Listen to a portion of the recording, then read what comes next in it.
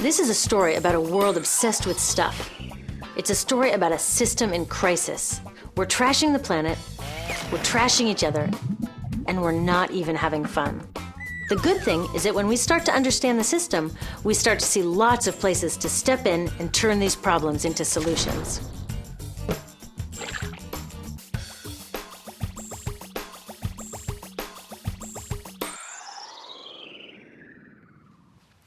One of the problems with trying to use less stuff is that sometimes we feel like we really need it. What if you live in a city like, say, Cleveland, and you want a glass of water? Are you going to take your chances and get it from the city tap? Or should you reach for a bottle of water that comes from the pristine rainforest of Fiji? Well, Fiji brand water thought the answer to this question was obvious, so they built a whole ad campaign around it. It turned out to be one of the dumbest moves in advertising history. You see, the city of Cleveland didn't like being the butt of Fiji's jokes, so they did some tests, and guess what? These tests showed a glass of Fiji water is lower quality, it loses taste tests against Cleveland tap, and costs thousands of times more. This story is typical of what happens when you test bottled water against tap water. Is it cleaner? Sometimes, sometimes not. In many ways, bottled water is less regulated than tap. Is it tastier? In taste tests across the country, people consistently choose tap over bottled water. These bottled water companies say they're just meeting consumer demand. But who would demand a less sustainable, less tasty, way more expensive product, especially one you can get for almost free in your kitchen? Bottled water costs about 2,000 times more than tap water. Can you imagine paying 2,000 times the price of anything else? How about a $10,000 sandwich? Yet people in the US buy more than 500 million bottles of water every week. That is enough to circle the globe more than 5 times. How did this come to be? Well, it all goes back to how our materials economy works, and one of its key drivers, which is known as manufactured demand.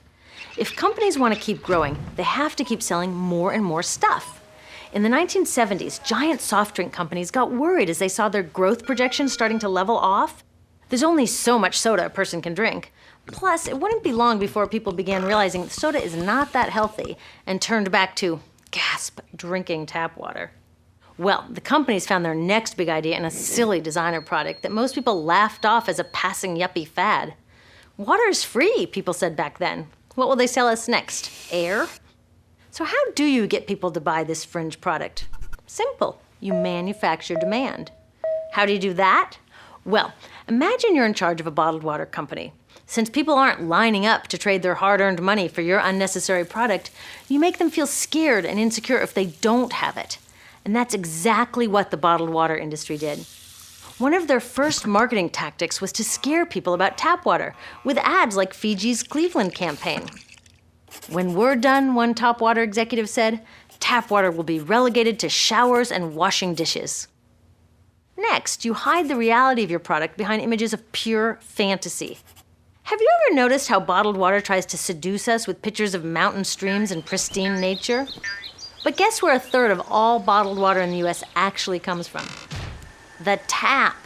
Pepsi's Aquafina and Coke's Dasani are 2 of the many brands that are really filtered tap water. But the pristine nature lie goes much deeper. In a recent full-page ad, Nestle said, bottled water is the most environmentally responsible consumer product in the world. What?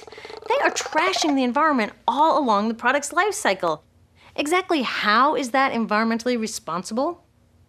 The problems start here with extraction and production, where oil is used to make water bottles.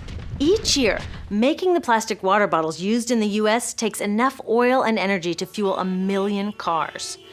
All that energy spent to make the bottle, even more to ship it around the planet, and then we drink it in about 2 minutes? That brings us to the big problem at the other end of the life cycle, disposal. What happens to all these bottles when we're done? 80% end up in landfills, where they will sit for thousands of years, or in incinerators, where they are burned, releasing toxic pollution. The rest gets collected for recycling. I was curious about where the plastic bottles that I put in the recycling bins go.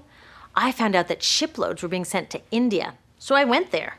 I will never forget riding over a hill outside Madras, where I came face to face with a mountain of plastic bottles from California. Now, real recycling would turn these bottles back into bottles.